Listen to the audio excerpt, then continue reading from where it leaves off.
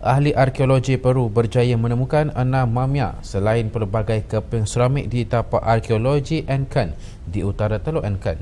Menurut Diego Pariona, ahli arkeologi dari University of San Marcos, tapak carik gali itu merupakan tapak arkeologi penting Peru yang menempatkan kawasan perkuburan lama era pra-Hispanik.